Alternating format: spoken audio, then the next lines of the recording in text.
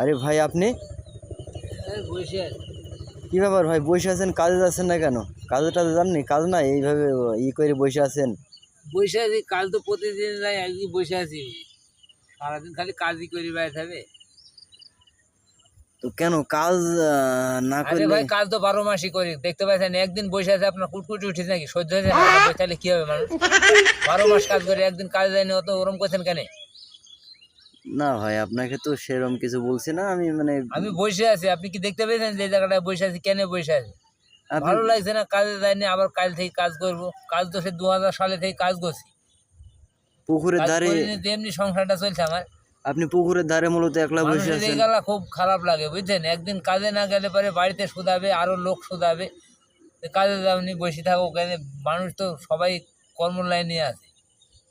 খেটি খুটি তো ডাল ভাত তো আল্লাহ মাপাইছে, আবার যাবো, কাল থেকে যাবো যান কাজে।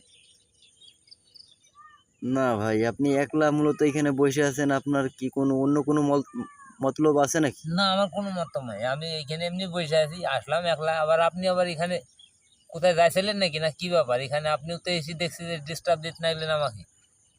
আমি ভাই এইদিকে আমি এই যে গ্রাম অঞ্চলের যেসব আছে এগুলা দেখানোর জন্য এসেছিলাম, এসে দেখছি আপনার সাথে দেখা হয়ে গেল। তো আপনি এইভাবে এই পুকুরের যে ধারে দুই একলা? কোলে পুষ্কুরনি দেখেন, দুই কোলে পুষ্কুরনি, এই জায়গাটা একটু ঘুরছি। ছোটবেলায় থেকে এই জায়গাটা আসতাম, বহুত দিন আসা নাই। এই জায়গাটায় এসে একটু বসলাম। ওদিকে থাকলে অনেক লোক দেখতে পাইছে, শুধাইছে। কাজ করি খায়, কাজ না করলে ভাত হবে? সাহারবাটি গ্রামের কৃতি সন্তান বাদশা ভাই। আহ, উনি মূলত আহ, এর আগে মাঠে কাজ কাম করতো, এখন আর মাঠে কাজ করে না। ভাই মাঠে কাজ করতেন তো বাদ দিলেন কেন কাজটা? মাঠে কাজ ভালো লাগে না আপনার? সে মাঠে কাজে গেলাম দুদিন, ধান চালানি বাদ দিয়ে মাঠে আপনার দুদিন কাজে গেলাম। কাজে গিয়ে আপনার সেই খরচ দিতে গেলে বলে যে দাঁড়াও ধান বেচবো, কেউ বলে গম বেচবো, আজকে টাকা নেই।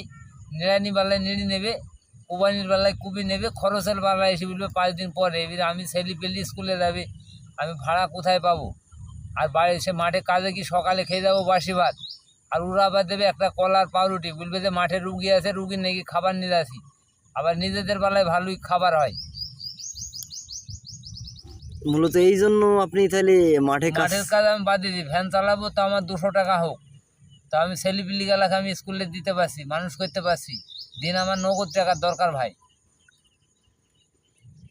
আসলে আপনি ঠিকই বলেছেন।